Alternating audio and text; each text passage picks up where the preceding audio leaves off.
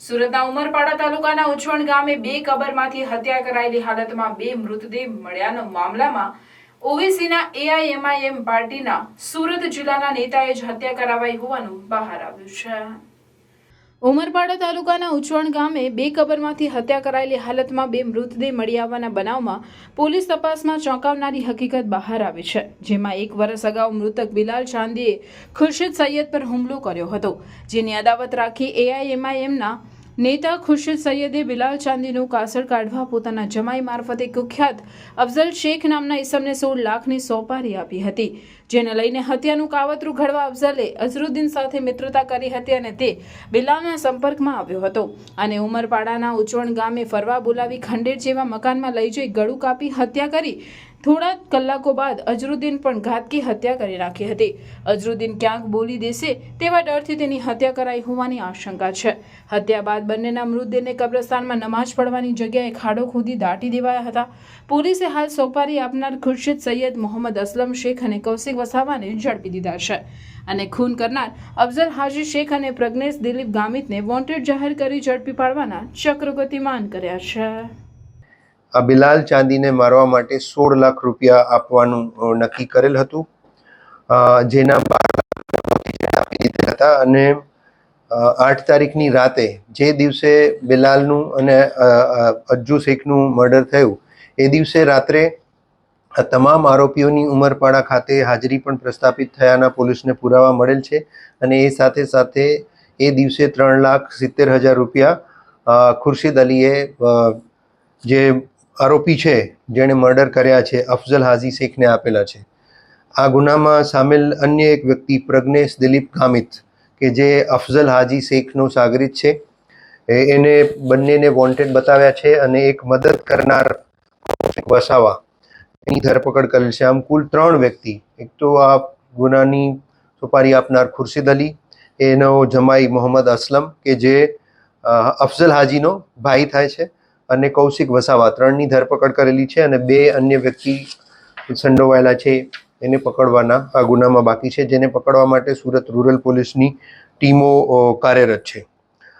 ગુનાવાળી જગ્યાનું એફએસએલના માધ્યમથી તમામ જે ટેકનિકલ ઇન્સ્ટ્રુમેન્ટ છે એના માધ્યમથી તમામ પુરાવા એકત્ર કરવામાં આવેલ છે। સુરત રૂરલ પોલીસે જે જગ્યાએ મર્ડર કરવામાં આવેલ હતું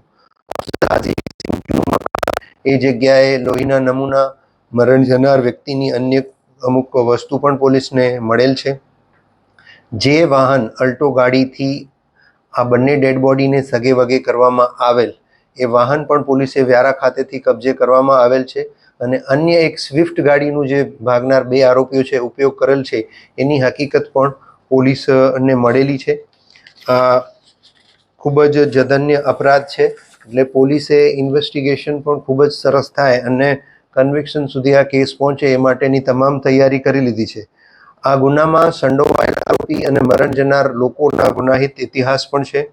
આ અફઝલ હાજી વિરુદ્ધમાં 6 જેટલા ગુના દાખલ થયેલા છે, જેમાં જુગારના કેસ છે, એક 2010 પહેલાંનો દાંતા બનાસકાંઠાનો મર્ડરનો એક ગુનો પણ હોય એવી હકીકત પોલીસને મળેલ છે, જેની હકીકત પોલીસે દાંતા પોલીસ પાસેથી માંગેલી છે।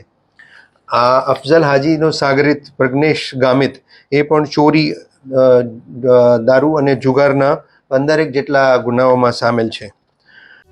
ન્યૂ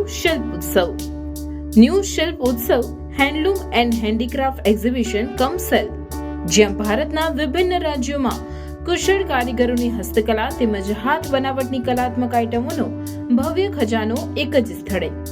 ફ્રેશ સ્ટોક, અદ્ભુત વેરાયટીઝ જેમાં રાજસ્થાનની પ્રખ્યાત હાથ બનાવટની મોજડી અને ફેન્સી ચપ્પલ, મેરઠના કોટન શર્ટ તથા જબ્બા, જયપુરના પ્રખ્યાત મુખવાસ તથા ચૂરણ ગોલી, મુંબઈના ફેન્સી નોવેલ્ટી રમકડા તથા સ્ટેશનરી, નાના બાળકોના કોટનના ટી શર્ટ, કેપ્રી, બરમુડા વગેરે, જયપુરના પ્રખ્યાત ગર્લ્સ ટોપ તથા કુર્તી, સલવાર, દિલ્હીની હાથ બનાવટની જ્વેલરી તથા બેંગલ્સ, ભદોઈના કાર્પેટ, ખુરજાની ક્રોકરી આઇટમો, બગસરાની ગેરંટેડ જ્વેલરી, ફેન્સી પર્સ, મોજા, રૂમાલ, ભાગલપુરી સાડી અને dress materials, Kashmiri dry fruit, shall અને સ્વેટર, સહારનપુરના ફર્નિચર ઉપરાંત વિવિધ ઘર વપરાશની અવનવી ચીજવસ્તુઓ તદ્દન વ્યાજબી ભાવે। સમય સવારે 11 થી રાત્રે 10 સુધી। આજે જ મુલાકાત લો ન્યૂ શિલ્પ ઉત્સવ handloom and handicraft exhibition come cell. સ્થળ હોસ્ટેલ ગ્રાઉન્ડ 5 બત્તી ભરૂચ. ન્યૂ શિલ્પ ઉત્સવ.